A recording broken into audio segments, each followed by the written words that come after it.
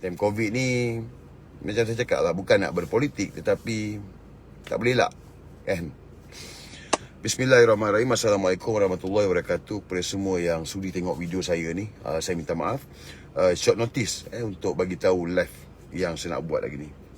Jadi seperti mana yang kita tahu, daripada semalam kecoh tentang darurat. Darurat yang mana ada desas-desus yang mengatakan bahawa Tan Sri Muhyiddin Yassin telah menghadap Datuk Tun Agong dan mencadangkan darurat ini dikuatkuasakan di Malaysia. Jadi sejak daripada semalam, macam-macam lah kenyataan yang kita lihat, kita baca. Ada yang setuju, ada ramai yang tak bersetuju, kan? Jadi perkara ni memang panas sampai hari ni, sampai dah keluar dah. Ada pihak-pihak yang mengambil kesempatan cuba untuk mengheret rakyat turun ke jalan raya bantah darurat yang kononnya nak diadakan ni. Namun adakah benar darurat ni akan berlaku? Jadi apa pun guys, apa yang saya kongsikan ini adalah apa yang saya rasa saya nak cakap. Tak perlu percaya dengan apa yang saya sampaikan. Sebaliknya saya ajak untuk sama-sama kita berfikir dengan logik akal dan kita memahami situasi sebenar yang berlaku dalam negara hari ni. Apapun, terlebih dahulu saya nak ingatkan kepada semua, apa saja keputusan yang akan dibuat ini adalah keputusan yang akan melibatkan dengan institusi Raja-Raja Melayu.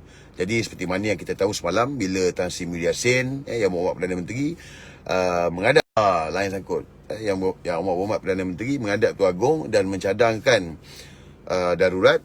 Yang Tun Agong telah tidak menjawab, tidak memberikan jawapan sama ada darurat ini diperkenal ataupun tidak.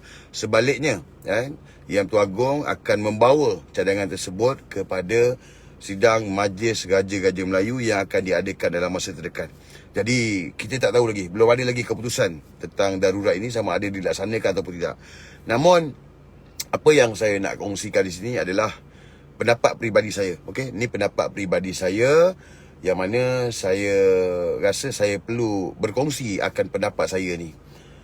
Saya merasakan dalam keadaan hari ini, dalam keadaan senario wabak COVID, penularan wabak COVID dan isu politik perebutan kuasa ni, saya merasakan perlu adanya satu peruntukan undang-undang yang mana membolehkan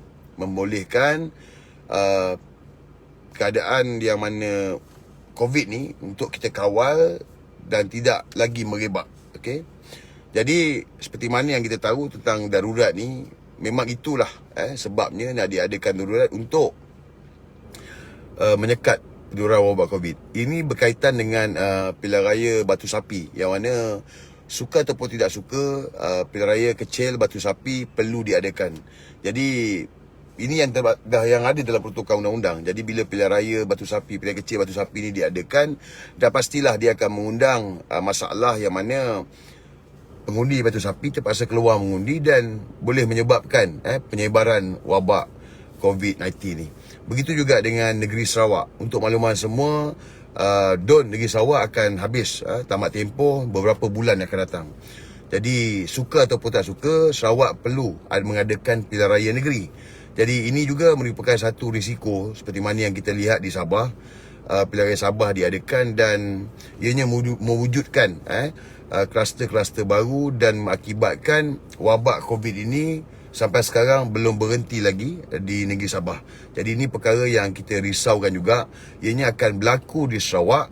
Tetapi seperti mana yang saya cakap, dalam peruntukan perlembagaan tu, peruntukan undang-undang untuk SPR ni pun, pilihan raya perlu diadakan dalam beberapa bulan lagi. Jadi ini antara sebab kenapa darurat nak dilaksanakan. Saya faham ramai orang tak setuju. Saya pun tidaklah kata saya setuju sepenuhnya. Tetapi saya mengambil kira keadaan-keadaan semasa yang mana yang paling penting adalah bajet.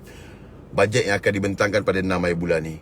Guys, realitinya bajet ini penting. Bajet ini sangat penting kerana kalau bajet 2021 ini gagal, ianya akan memberikan kesan kepada kaki tangan kerajaan yang ada, kesan kepada negara dan kesan kepada rakyat. Jadi suka ataupun tak suka, bajet ini perlu lulus. Dan mungkin pada pendapat saya, mungkin atas sebab-sebab ini darurat ini nak dilaksanakan. Dan pendapat saya tidak ada masalah jika darurat ini dilaksanakan kerana Kerana apa yang penting adalah untuk memastikan pilihan kecil Batu Sapi tak dapat diadakan, pilihan raya Negeri Sarawak tak dapat diadakan untuk orang cakap mengelakkan penyebaran COVID ni. Dan yang paling penting adalah bajet 2021 ni. Bajet 2021 ni penting guys. Jadi mungkin atas sebab itu saya beranggapan bahawa jika darurat ini dilaksanakan atas kerana faktor ini, saya sokong. Namun apa yang menjadi isu sekarang hari ini adalah tentang sokongan majoriti kepada Tan Sri Muhyiddin Yassin. Kita kena akui bahawa sejak langkah Sheraton sehingga ke hari ini, Tan Sri Muhyiddin Yassin masih belum dapat membuktikan sokongan majoriti ahli parlimen yang menyokongnya. Yang ini jelas guys, saya tidak bercakap saya sokong langkah Sheraton, tetapi itu yang berlaku dan mana hari ini kita berhadapan dengan situasi dinamakan kerajaan pintu belakang. Walaupun Yang Pertua Agong telah membuat keputusan bahawa kerajaan hari ini adalah kerajaan yang sah. Namun oleh kerana ramai orang bercakap berapakah majoriti yang Tan Sri Muhyiddin Yassin dapat, maka inilah yang menyebabkan ada sebilangan rakyat yang percaya dengan dakwaan-dakwaan pembangkang bahawa kerajaan Perikatan Nasional ini dah tumbang. Saya punya pendapat, kerajaan ini tak tumbang. Kerajaan Perikatan Nasional ini masih lagi lebih majoriti daripada pembangkang. Masih lebih lagi. Pakatan pembangkang tidak mendapat majoriti pun. Cuma yang menjadi tanda tanya adalah Tan Sri Muhyiddin Yassin. Berapa sebenarnya yang Tan Sri Muhyiddin Yassin rasa ada sokongan majoriti ahli parlimen? Jadi saya berpendapat sebelum darurat ini nak diisytiharkan, sebelum Majlis Raja-Raja berkenan untuk darurat ini dilaksanakan, saya merasakan bahawa sidang parlimen yang bermula 2 hari bulan nanti, 2 bulan November dan 2 bulan titah Pertua Agong, bermakna 3 hari bulan. Saya berpendapat 3 hari bulan November, usul undi tidak percaya kepada Tan Sri Muhyiddin Yassin ini perlulah dibawa oleh Speaker Dewan. Speaker Dewan kena membenarkan usul undi tidak percaya ini untuk kita melihat, untuk kita mendapat kesahihan, keabsahan.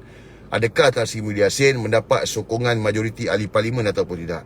Jika Tan Sri Muhyiddin Yassin mendapat sokongan majoriti ahli parlimen yang menyokongnya sebagai Perdana Menteri, maka kerajaan boleh diteruskan seperti biasa. Tan Sri Muhyiddin Yassin boleh mentadbir negara ini seperti biasa. Namun, jika pada 3 hari bulan Tan Sri Muhyiddin Yassin hilang sokongan majoriti ahli parlimen, Tan Sri Muhyiddin Yassin perlu menghadap Pertua Agong dan meletakkan jawatan. Yang mana bila dia letak jawatan, bermakna menteri, timbalan menteri semua perlu letak jawatan. Dan serah kepada Yang Pertua Agong sama ada Yang Pertua Agong nak bubar, yang mungkin tak bubar lah, ataupun Yang Pertua Agong boleh untuk melantik sesiapa sebagai Perdana Menteri. Jadi macam-macam guys, macam-macam yang boleh dilakukan dalam keadaan hari ini. Cuma apa yang penting adalah untuk kita mengetahui keabsahan, adakah Tan Sri Muhyiddin Yassin mendapat sokongan majoriti ahli parlimen. Saya minta kepada anda semua untuk faham kerajaan PN tak tumbang. Jangan kita dengar cakap pembangkang yang mana kerajaan PN dah tumbang, Anwar ada majority numbers. Tak ada. Anwar tidak pernah ada majority numbers. Kerajaan hari ini pun tak tumbang. Yang menjadi keraguan adalah sokongan ahli parlimen kepada Tan Sri Muhyiddin Yassin. Ini sahaja. Jadi apa pun kita harap Yang Pertua Agong dapat buat keputusan yang terbaik. Dan kepada rakyat semua, kita kena terima hakikat bahawa wabak COVID hari ini yang menular hari ini makin meningkat, ditambah dengan perebutan kuasa ahli parlimen yang ada.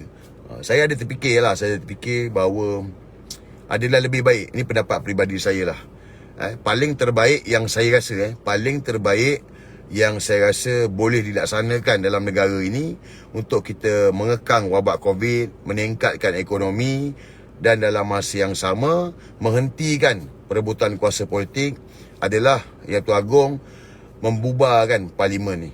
Bermakna parlimen dibubarkan, bermakna tidak ada siapa pun jadi ahli parlimen dan Yang Pertua Agong boleh melaksanakan mageran. Bermakna kalau laksanakan mageran ini, bolehlah sampai 2023 pun boleh melaksanakan mageran. So dia bukan macam perintah darurat tu, ordinans darurat. So melaksanakan mageran, jadi Agong boleh lantik individu yang mana dipanggil pengarah mageran dan kemudiannya ada anggota yang membentuk jemaah mageran itu.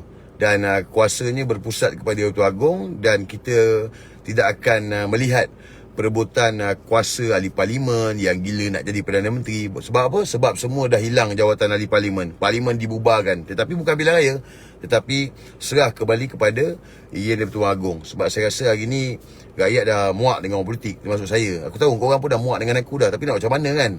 Facebook aku kan. Jadi kita harap ada orang cakap yang terbaik lah, yang terbaik yang dapat dilakukan untuk memastikan negara ini selamat. Dan apa yang paling penting sebenarnya untuk korang semua sedar, situasi hari ini sebab berpunca daripada Anwar Ibrahim. Bukan aku terlalu anti Anwar Ibrahim, bukan aku terlalu benci Anwar Ibrahim, tidak. Tetapi aku rasa korang sebenarnya dapat lihat ini semua berpunca daripada perebutan kuasa Anwar Ibrahim nak jadi Perdana Menteri. Malah kalau korang tengok sekalipun, tumbangnya Pakatan Harapan adalah disebabkan oleh kemaruknya Anwar Ibrahim nak jadi Perdana Menteri. Aku rasa korang tahu semua benda tu. Begitulah juga dengan keadaan hari ni. Yang merisaukan kita ni adalah tentang bajet. Kerana pada bajet 2021 yang akan dibentangkan 6 bulan hari ni, Datuk Seri Anwar Ibrahim ni, dia tak pernah elok punya. Malah sebelum-sebelum ini pun korang boleh tengok fakta dia. Apabila bajet dibentangkan, Anwar Ibrahim buat untuk orang cakap sabotaj bajet. Dan beberapa kali dah bajet cuba disabotaj oleh Anwar Ibrahim untuk menunjukkan bahawa kerajaan telah gagal. Dia tak peduli pun kalau bajet ni gagal, ianya akan beri kesan kepada rakyat, kepada kaki tangan kerajaan yang tak ada gaji ni. Dia tak fikir pun, dia tak peduli pun. Kerana apa yang dia fikir adalah untuk dia mendapat peluang tunjukkan kepada dunia bahawa kerajaan hilang sokongan majoriti ahli parlimen. Ini je guys. Dan sebab itulah perkara-perkara macam inilah yang menyebabkan banyak terpaksa dibuat dengan tipisnya ahli parlimen yang bersama kerajaan, dengan gelagat Anwar Ibrahim, termasuklah pembelian ahli parlimen yang berlaku sampai hari ni. Sampai hari ni masih lagi berlaku tawaran kepada ahli parlimen untuk lompat. Tempoh hari aku jumpa dengan Tengku Razali, Kuli, yang mana Kuli sendiri cakap dalam keadaan sekarang ni pun ada ahli parlimen yang ditawarkan hingga 30 juta ringgit untuk lompat menyokong Bang Non. Jadi benda ni tak akan selesai sebab dengan tipisnya. Memang betul, cara terbaik untuk menyelesaikan kemelut politik ni adalah untuk bubar dan adakan pilihan raya umum. Biar rakyat berikan mandat, rakyat pilih siapa yang dia nak. Tapi dalam keadaan COVID yang menggila ni, tak sesuai untuk diadakan pilihan raya. Sebaliknya, itulah macam tadilah, Tan Sri Muhyiddin Yassin cadang darurat. Sebab tu kita tak nak orang cakap darurat ni adalah untuk mengekalkan Tan Sri Muhyiddin Yassin. Sebab aku pun secara peribadi pun, aku pun nak tahu, saya pun nak tahu berapakah majoriti ahli parlimen yang sokong Tan Sri Muhyiddin Yassin.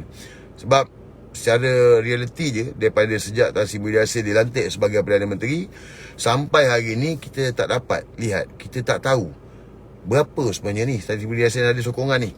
Kita tahu kerajaan ini memang majoriti lebih daripada pembangkang, tetapi Tan Sri Muhyiddin Yassin tu sendiri.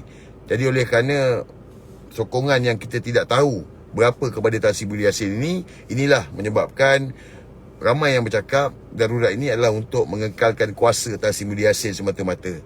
Walaupun natijahnya yang saya boleh tahu, yang saya boleh kongsikan, ini adalah untuk mengelakkan pilihan raya kecil Batu Sapi, pilihan raya negeri Sarawak, dan juga memastikan bajet 2021 lulus untuk rakyat dan negara. So apa pun guys, keputusan pada Yang Bertuan Agong, kita harap Yang Bertuan Agong akan dapat buat keputusan yang terbaik lah. So kita tunggulah persidangan Majlis Raja-Raja yang akan membuat keputusan sama ada darurat ini akan dijayakan.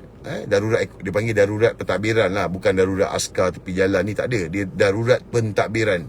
Darurat dalam erti kata lain, agak kasar, darurat untuk menghalalkan cara bagi meluluskan bajet 2021 dan memastikan pilihan raya kecil Batu Sapi dan pilihan raya negeri Sarawak tidak dapat diadakan untuk mengelakkan penyebaran wabak COVID-19. So inilah istilah yang aku boleh gunakan, bukan untuk aku ke, bukan untuk Najib ke, bukan untuk Datuk Zahid ke, bukan untuk Datuk Isham ke, bukan untuk mereka-mereka yang ada di atas, bukan. Tetapi itulah asas-asasnya. Tentang yang paling penting adalah bajet 2021. So ni yang aku boleh kongsikan lah. Jadi aku harap juga kalau ada yang sudi tampil untuk berkongsi, untuk yalah, apa yang aku cakap ni, aku pun tak minta percaya kan. Saya tak minta korang percaya apa yang saya cakap.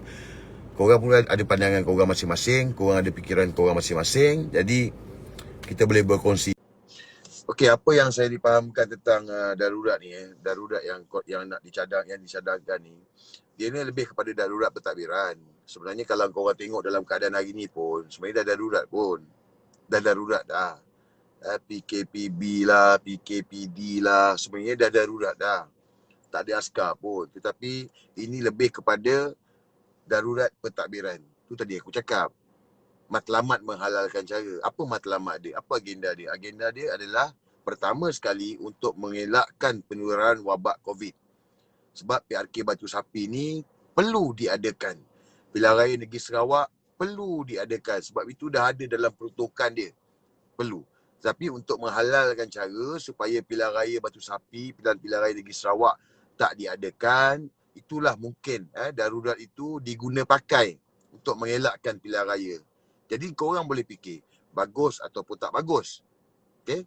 Keduanya adalah tentang bajet yang akan dibentangkan pada November nanti. Jadi ini pun lebih kurang matlamat menghalalkan cara, yang mana dengan peruntukan darurat itu, bajet boleh diluluskan. Maknanya matlamat menghalalkan cara lah.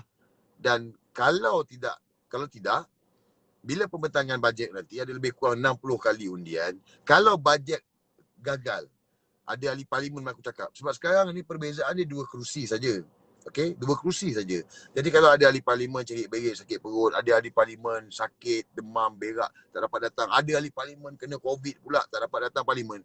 Jadi korang boleh bayangkan, kalau majoriti ahli parlimen kerajaan tak dapat hadir ataupun ada sebab-sebab tertentu, banding undian bajet tersebut, side kerajaan kalah. Jadi bila perkara tu berlaku, apa akan jadi? Kita tak pernah berhadapan dengan bajet yang gagal, tak pernah. Jadi mungkin sebab itulah untuk menghalalkan cara bajet ni terpaksa diluluskan, mungkin darurat itu diwujudkan. Cuma macam aku cakap tadilah, perubatan politik ni takkan berhenti kan. Kalau tanya solution yang terbaik adalah pilihan raya umum, tetapi confirm dah tak boleh. So apa yang ada hari ni nak lebih baik, itulah tadi tu. Macam Syed Baharudin cakap, bubar parlimen, semua ahli parlimen tak ada. Anwar pun tak gila nak jadi Perdana Menteri sebab dia bukan ahli parlimen, dan Agong laksanakan perintah pemanggiran. So aku rasa tu yang terbaik lah. Tengoklah sampai reda COVID ni kan, kita buat yang terbaik. So guys, apa pun terima kasih sudi tengok live petang ni. Ingat, kalau bukan kita siapa lagi, kalau bukan sekarang bila lagi. Apa pun kita tunggulah persidangan Majlis Raja-Raja Melayu yang akan membuat ketetapan sama ada darurat ini akan dilaksanakan ataupun tidak. Apa pun stay safe guys. Okay? Assalamualaikum.